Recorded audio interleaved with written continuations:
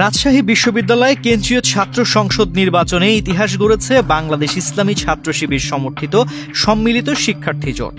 23টি পদের মধ্যে 20টিতেই তারা জয়ী হয়ে অর্জন করেছে এক অনন্য ভূমিধ্বস বিজয়। শুধু 3টি পদ, সাধারণ সম্পাদক, ক্রীড়া সম্পাদক এবং বিজ্ঞান ও প্রযুক্তি সম্পাদক পদ জোটের হাতছাড়া হয়েছে।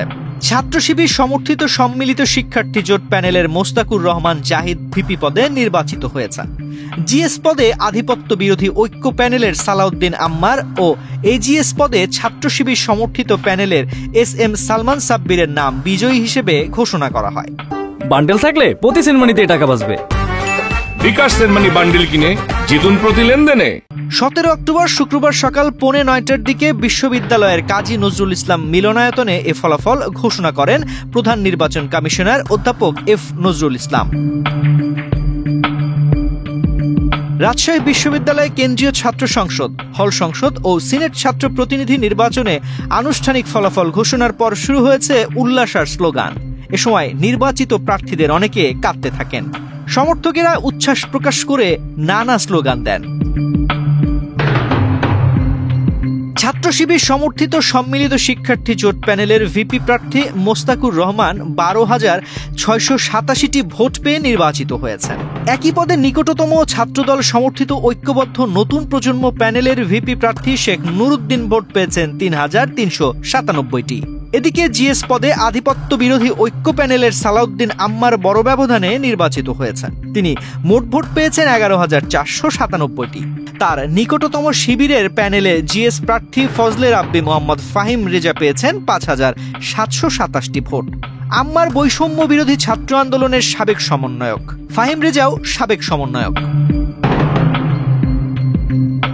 শীর্ষ 3 পদের তৃতীয় পদ এজিএস এ প্রতিদ্বন্দ্বিতা করে শিবির সমর্থিত প্যানেলের প্রার্থী এসএম সালমান সাব্বির নির্বাচিত হয়েছেন। তিনি ভোট পেয়েছেন 6,975টি। তার নিকটতম ছাত্রদল সমর্থিত প্যানেলের জাহিন বিশ্বাস পেয়েছেন 5,951 ভোট। নির্বাচনে 10টি প্যানেল সহ রাকসুর 23 পদে 247 জন। হল সংসদে 15 পদে 17টি হলে 597 প্রার্থী এবং সিনেট ছাত্র প্রতিনিধি নির্বাচনের 5 পদে 58 জন প্রতিদ্বন্দ্বিতা করেছেন। রাকসুতে ভিপি পদে 18 জন, জিএস পদে 13 জন ও এজিএস পদে 16 জন প্রার্থী প্রতিদ্বন্দ্বিতা করেছেন। নির্বাচনে মোট ভোটার সংখ্যা 28,901।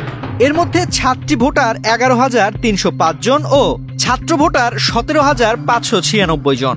নির্বাচনে ভোট পড়েছে 69.83%। এর মধ্যে 6টি নারী হলে ভোট পড়ার হার 63.24%। রাকসু হল সংসদ ও সিনেট ছাত্র প্রতিনিধি নির্বাচনে গত বৃহস্পতিবার সকাল 9টা থেকে বিকেল 4টা পর্যন্ত ভোট গ্রহণ অনুষ্ঠিত হয়।